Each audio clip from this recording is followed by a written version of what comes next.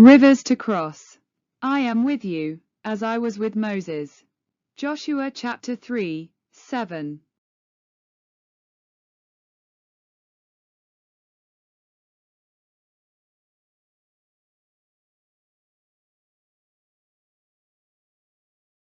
Faith often requires wet feet. One of the most striking details is that the water did not part when the priests approached it, nor when Joshua prayed. It parted only when their feet touched the water's edge. Version 13. The lesson: we often wait for God to clear the path before we move, but God often waits for us to move before He clears the path.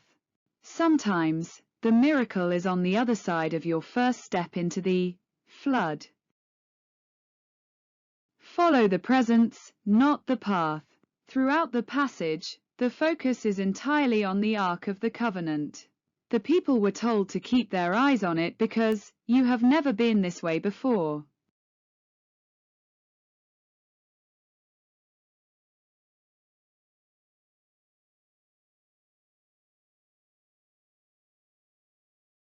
When entering a new season of life, a new job, a loss, a major move, you don't need a terrain if you know the guide.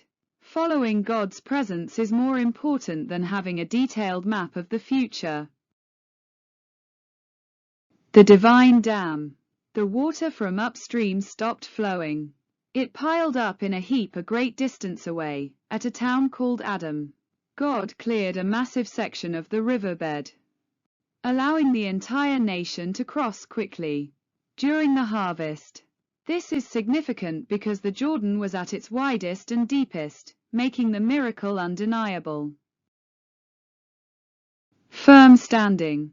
The priests who carried the Ark of the Covenant of the Lord stopped in the middle of the Jordan and stood on dry ground, while all Israel passed by.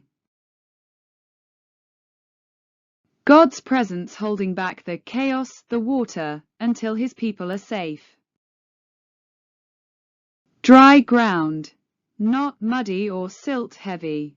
This signaling to the new generation that the God of Moses was now the God of Joshua.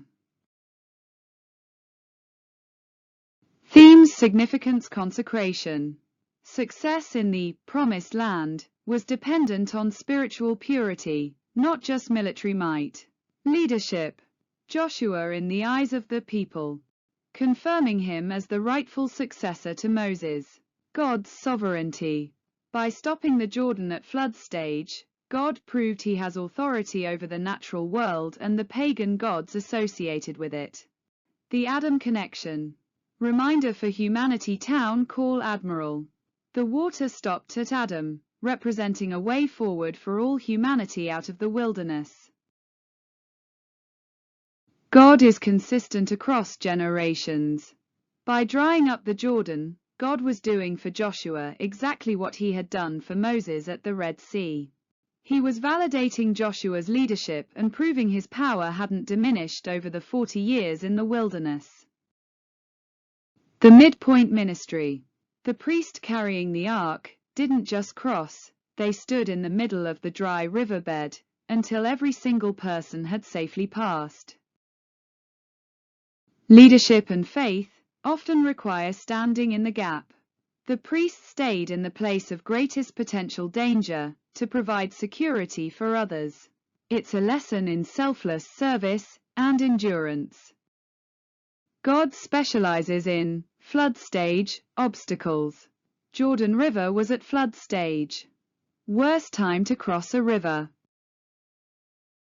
God rarely chooses the easy way to deliver His people. He often allows the obstacle to be at its most intimidating, so that when the breakthrough happens, there is no doubt that it was His hand and not human luck.